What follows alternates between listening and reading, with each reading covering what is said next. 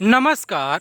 Bahujan Samaj party की जो मुखिया है जिनका नाम है बहन कुमारी मायावती जी, आपने देखा होगा बहन जी जो नेशनल मीडिया है ना, जो कॉरपोरेट मीडिया है, जिसको आप लोग गोदी मीडिया कहते हैं, बहुत लोग उसको मोनू मीडिया कहते हैं, ब्राह्मणवादी मीडिया कहते हैं, तो उससे बहन जी दूर रहती हैं। उसका लॉजिक है, बताता हूँ कैसे।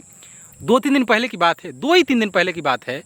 एक दलित व्यक्ति थे, निषाद समाज के थे, तो मतलब वो कांग्रेस पार्टी के प्रवक्ता थे, तो टीवी चैनल पर बैठे हुए थे, डिबेट हो रहा था। और उस डिबेट में जो एक बाबा थे, बाबा डायरेक्ट उनको जाति सूचक गाली दी, उनकी माता जी को गाली दी। गलत बात है।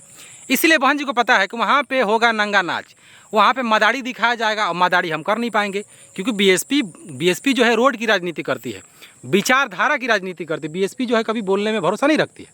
तो बहन जी का बहुत बड़ा लॉजिक है। बहन जी कहीं नहीं जा रही हैं, उसका बहुत बड़ा लॉजिक है, बहुत बड़ा लॉजिक है। बताता हूँ क्या हुआ।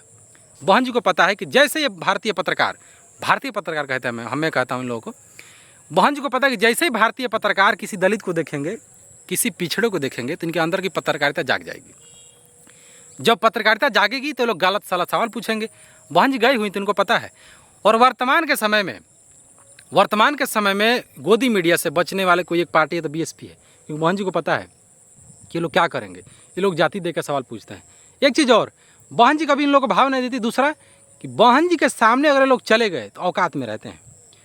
जो गोदी मीडिया है, जातिवादी मीडिया को औकात दिखाने वाली कोई एक नेता है तो बहन जी हैं, बीएसपी के सामने जब लोग जाते हैं ना तो औकात में रहते हैं। देखिएगा, माइका में लोग कंट्रोल रहता है। इससे सिस्टमेटिक वो लोग काम करते हैं, उनको पता है कि ऐसा इलाज करेंगे बहन जी ना कि वहीं ये लोग। अभी तक कांसीराम के लोग नहीं भूले।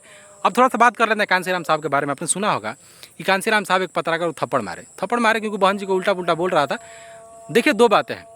मानवर कांसीराम एक बात कहते थे कि हम पत्रकारों को अपना इंटरव्यू क्यों दें, अपना समय नुकसान क्यों करें। उसका लॉजिक था, कहते थे कांसीराम साहब कि हमारा समाज तो पढ़ा लिखा नहीं है, तो जब हमारा समाज पढ़ा नहीं लिखा नहीं है तो समाज कैसे अखबार कैसे पढ़ेगा।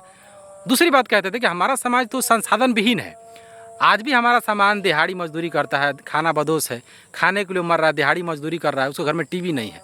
तो जब हमारा समाज संसाधन विहीन है तो पढ़ेगा नहीं, तो इसमें इंटरव्यू देने से क्या फ़ायदा। इसीलिए भारत जो जातिवादी मीडिया है ना, कभी दलितों की नहीं हुई। आज भी ये लोग नहीं वैसा काम करे जिसके बारे में लोग बड़ाई करें। आप बताइए ना, देश के पत्रकार, बड़े बड़े पत्रकार कभी भी दलित बस्ती में नहीं गए। ये लोग कभी भी जानने का कोशिश नहीं किए कि दलितों की परिस्थिति क्या है, स्थिति क्या है, आर्थिक स्थिति क्या है, सामाजिक स्थिति क्या है।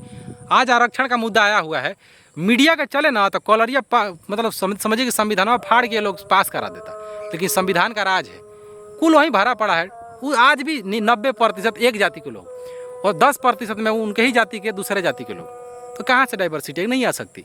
भारत में जातिवाद वर्तमान में चरम पे है। हमको नहीं लग रहा कि सुधरेगा।